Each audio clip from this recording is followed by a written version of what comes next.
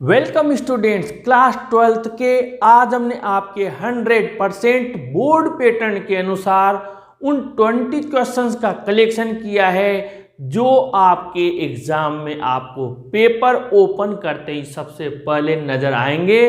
और जो students in 20 marks को प्राप्त करेगा उसका स्कोर सबसे बेस्ट होने जा रहा है, क्योंकि इनमें आपके लिए कोई गुंजाइश नहीं है या तो गलत या सही।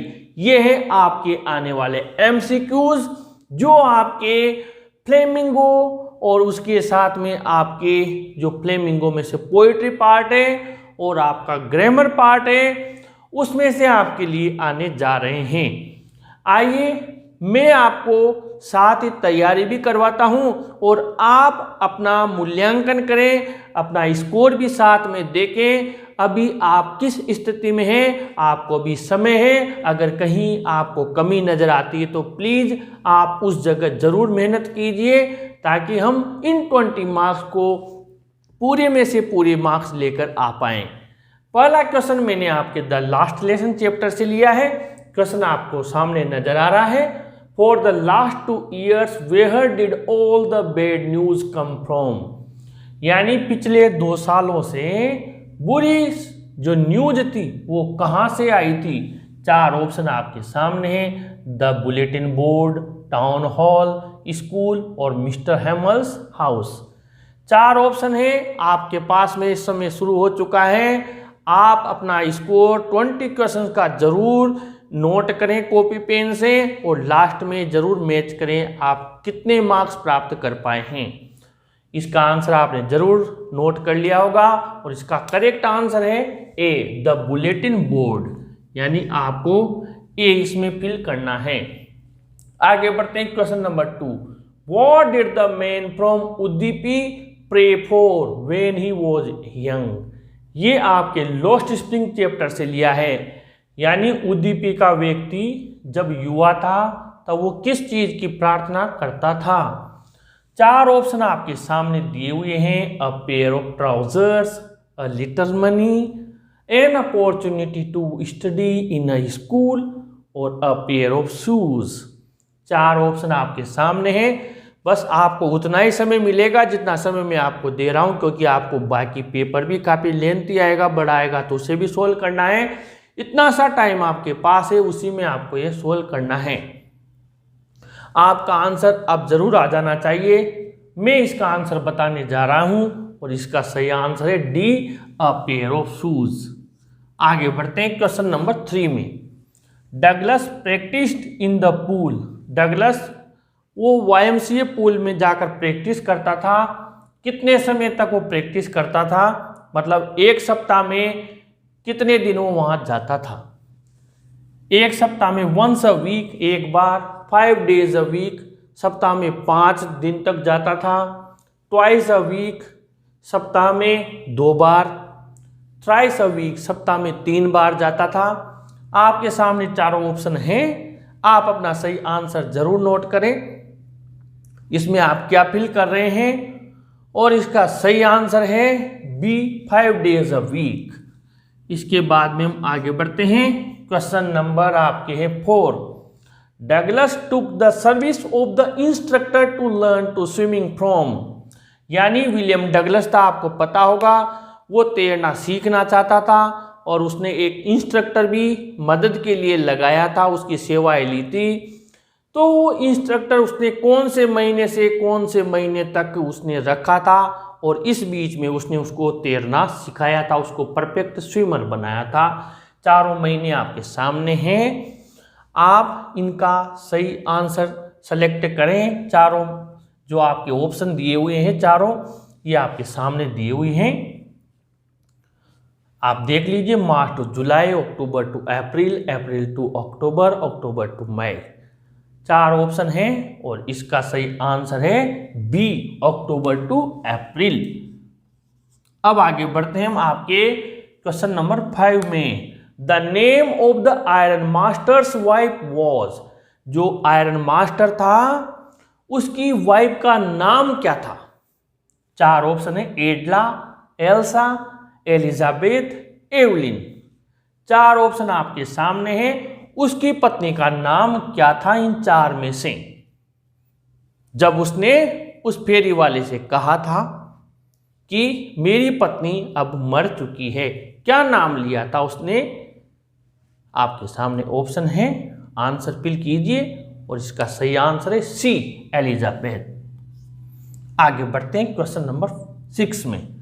For how long did Gandhi ji remain in Champaran?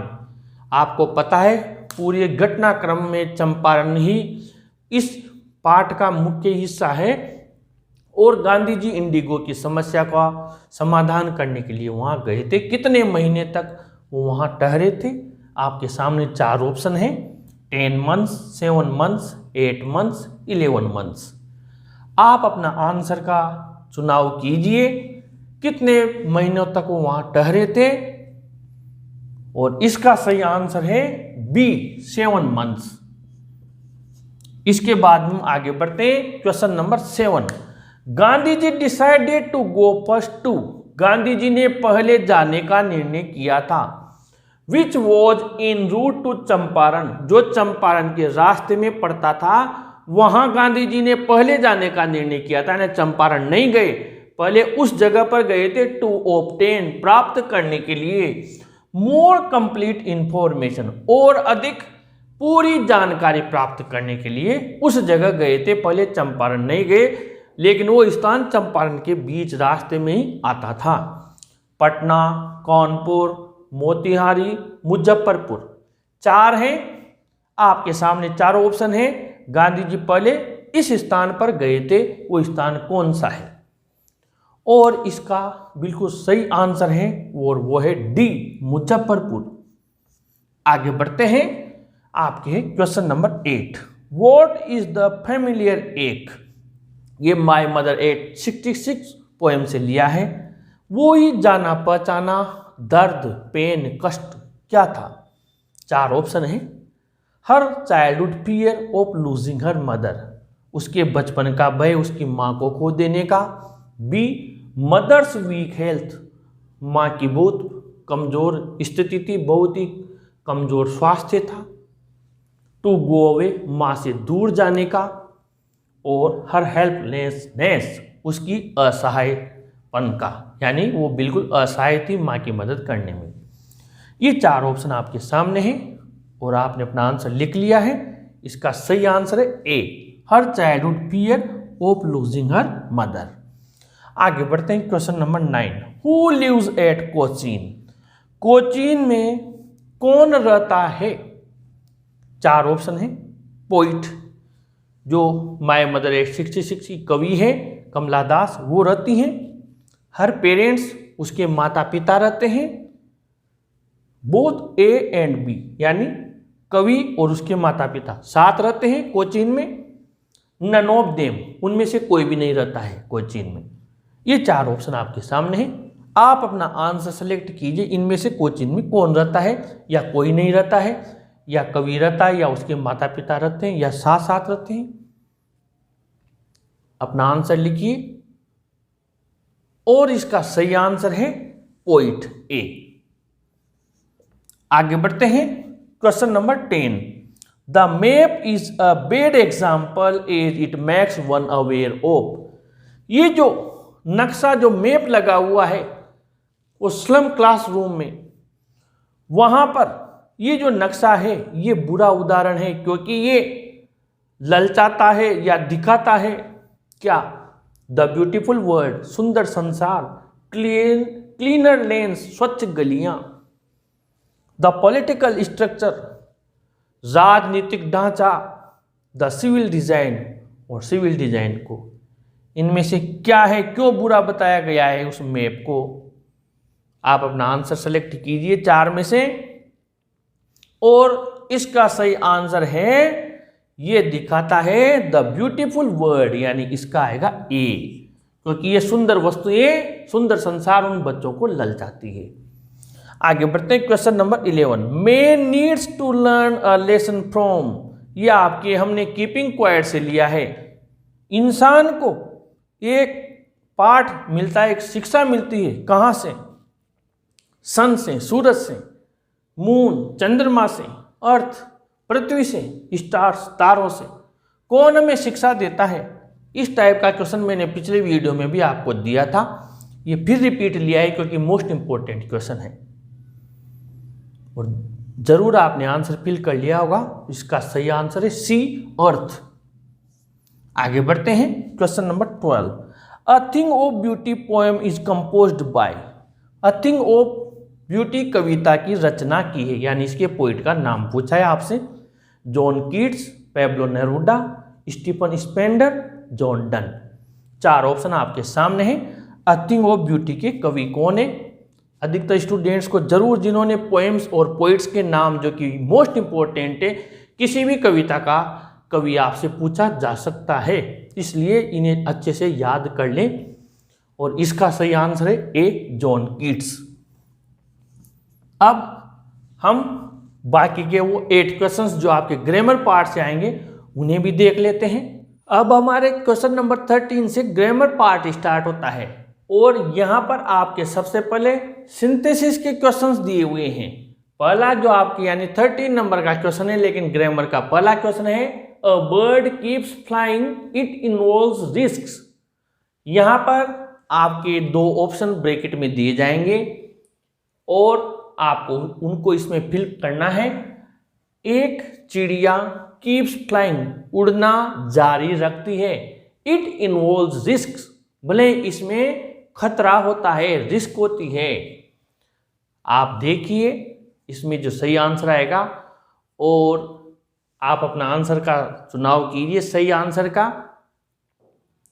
और यहाँ पर जो सही आंसर आएगा, अभी मैंने जब आपको हिंदी ट्रांसलेशन बता रहा था तब मेरे मुंह से निकला था भले ही, और भले ही के लिए एक ही वर्ड आता है। इफ का मतलब तो यदि होता है और इवन इफ का मतलब होता है भले ही। भले ही उसमें रिस्क हो, लेकिन एक चिड़िया उड़ान जारी रखती है, इसलिए आपको यहाँ पर जो फिल करके आना है वो है इवन इफ। आगे बढ़ते हैं 14 में। Mayank is blank space weak blank space he can not pass this year. Mayank कमजोर है, वह इस साल पास नहीं हो सकता है। सो डेट और सच डेट आपके सामने दिए हुए हैं। आपको एक ऑप्शन का चुनाव करके यहां पर फिल करना है। सो डेट या सच डेट में से क्या आएगा? इनको समझने की सीधी सी ट्रिक है।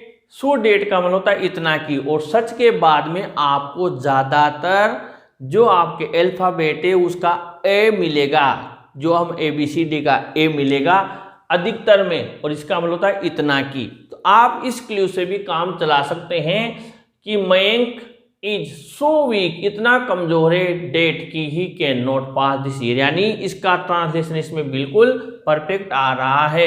और such a nice person, such a beautiful picture, इस प्रकार आपको सेंटेंस में नजर आएगा। इसलिए यहां पर आप फिल करके आए, पहले में तो सो और दूसरे में डेट। हम आगे बढ़ते हैं question number 5। I met a boy his father was a doctor. आपको इसमें हुज का यूज करके यहां पर लिखकर आना है आपकी कॉपी में। आप ये तुरंत बना लीजिए, हुज का कनेक्ट करके आपको ये आंसर लिखना है। आपके पास कुछ सेकंड्स हैं, आप जरूर अपना आंसर बना लीजिए। I met a boy. और मैं अब आपको इसका आंसर बताता हूं। अधिकतर स्टूडेंट्स को बार बार मैंने इसके कई सारे वीडियोस में प्रैक्टिस करवाई है, फिर मैं आपको बता देता हूं। इसका जब आंसर बनाएंगे आप, तो आपको पता है जहां संज्ञा होगी वहीं ये आपके जो ब्रैकेट में रिलेटिव प्रोनाउन दिया हुआ है आके कनेक्ट हो जाएगा। और यहाँ पर पता है आपको ये संज्ञा दी हुई, मैं एक लड़के से मिला जिसके पिताजी डॉक्टर थे, तो ये जो हिज दिया हुआ है ये यहाँ पर हट जाएगा और संज्ञा यही है, तो ये वूज यहीं कनेक्ट हो जाएगा। Question number 16। Where is the doctor you were talking about him. इसमें आपको whom का प्रयोग करना है और इस सेंटेंस को दोबारा लिखना है। आपको ये सेंटेंस दोबारा लिखना है whom का यूज करते हुए। अब आपको मैंने पहले भी कई सारे वीडियोस में बता दिया, एक वर्ड हटता है और ये आता है, वो वर्ड आप इसमें से सर्च कर लीजिए, उसको हटा दीजिए, सेंटेंस को वापस लिख दीजिए। आपको जरूर वो वर्ड नजर आ गया होगा। करना क्या है आप समझ गए होंगे। संज्ञा के पास बाकी का दूसरा सेंटेंस आ जाता है। अब यहाँ पर संज्ञा ये दी हुई है, वेयर इज द डॉक्टर। अब ये दो सेंटेंस कनेक्ट होंगे तो ये क्वेश्चन मार्क है, ये लास्ट में जाएगा क्योंकि रिलेटिव प्रोनाउन दो सेंटेंस को कनेक्ट करने का काम करता है। तो हमने क्या किया, ये लिखा where is the doctor.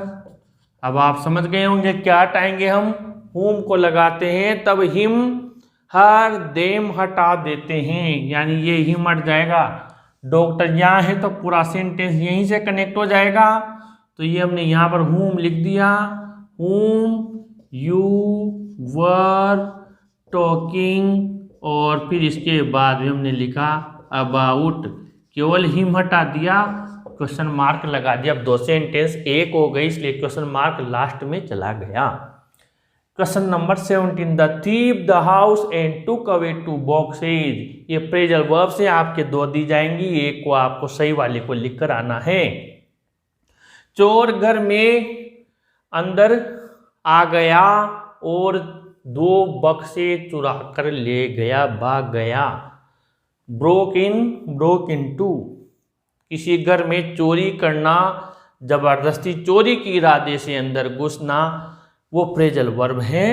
2 option हैं और आपको पता होगा, मैंने पहले भी कहा था, और वो आंसर है आपके ब्रोक इनटू, यानी आपको यहाँ पर लिखकर आना है ब्रोक इनटू। आगे बढ़ते हैं। ही वर्कड हार्ड टू, उसने कठोर परिश्रम किया। द एग्जामिनेशन को पास करने का, परीक्षा को पास करने का, सफल होने का। 2 ऑप्शन है और इसका सही आंसर है, मैंने बताया था, किसी चीज को पार कर जाना।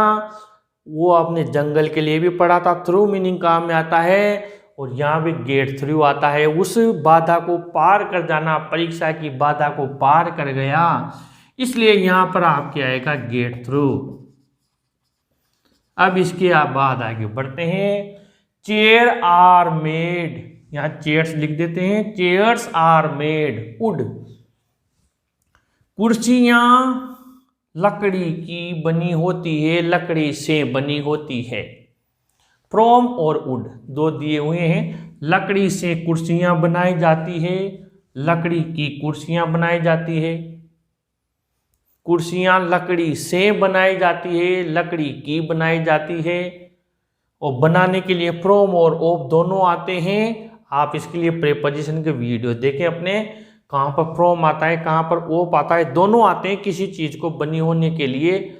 और मैंने आपको समझाया हुआ है उसमें, जहाँ पर मिश्रित धातु बनती है वहाँ तो फ्रॉम आता है, और जहाँ सिंगल होता है यानी जो चीज़ हमें नज़र आती है उसमें से, कुर्सियों में आपको लकड़ी नज़र आती है, और इसीलिए इसका आंसर आएगा ऑफ। अब हम आगे बढ़ते हैं। लास्ट क्वेश्चन आज का, द हाउस इज फायर, घर में आग लग गई है। 2 ऑप्शन आपके सामने हैं, ऑन और इन। आप अपना आंसर फिल कीजिए, और इसका आंसर है, आपने पैराग्राफ भी लिखा होगा, रिपोर्ट राइटिंग में भी आता है, the house is on fire. यहाँ पर ऑन आएगा आपके। इस प्रकार 20 क्वेश्चन से अपने आंसर्स मैच करें और कंटिन्यू टेस्ट देते रहें। इससे आपकी प्रैक्टिस होती रहेगी ताकि एग्जाम में आपको 1% भी घबराहट नहीं होगी और आपका पेपर बहुत अच्छा जाएगा। अगर ये वीडियो अच्छा लगा हो तो अपने फ्रेंड्स को जरूर शेयर करें, जरूर लाइक करें, चैनल के साथ बने रहें और अपने चैनल को भी सब्सक्राइब करें। Students, thank you.